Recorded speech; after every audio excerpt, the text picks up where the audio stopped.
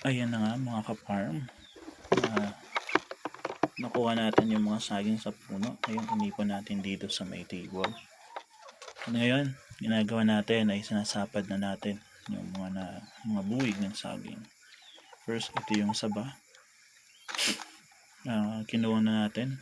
Narbis na natin kasi may mga kinainan na ng mga ibon habang nasa taas pa ng puno. So yan lang, simple lang. Madali lang magsapad ng saging.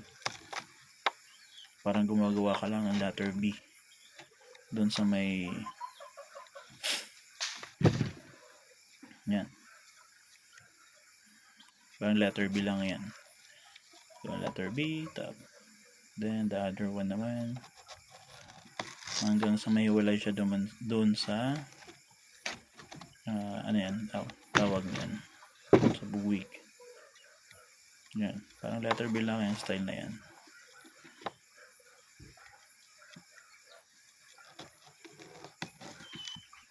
Ayan ang harvest natin ngayon.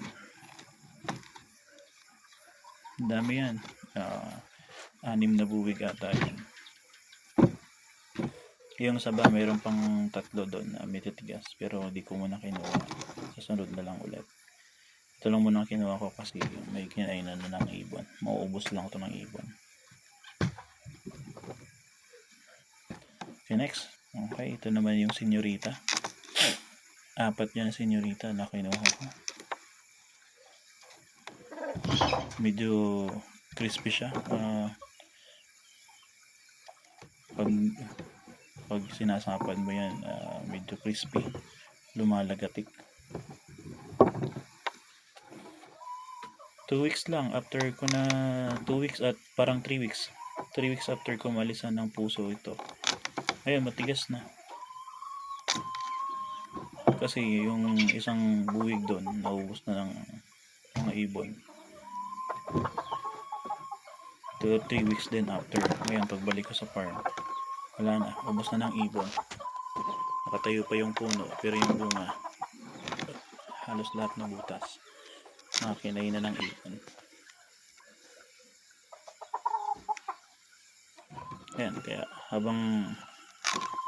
kapag matigas na, kinukuha ko na para hindi tayo maunahan ng ibon.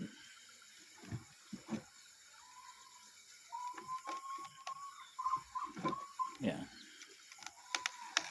Ito pala yung mga natira, yung mga inalis natin, yung mga saging sa gitna. Ito yung mga natira, mga tinira na namumunga na or madali nang mamunga na nasa gitna pa din ng kalamansi yan. Ngayon, since nakabunga na sila, maganda. Habang hinihintay din natin yung mga saging na tinanim natin palibot.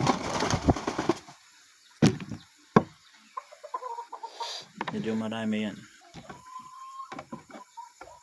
Yan pa. Ito maliit lang, kaya hindi na letter B yung ginawa ko dito. Kinat ko na lang yung bumbuwig niya. Ayan, ginugot-gut ko na lang. Kinakat mo lang para mas madali. Ayan. Parang nag-slice ng kanan.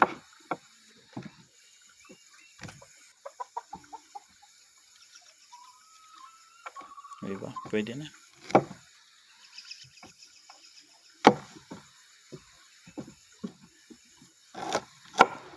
Okay, that's all.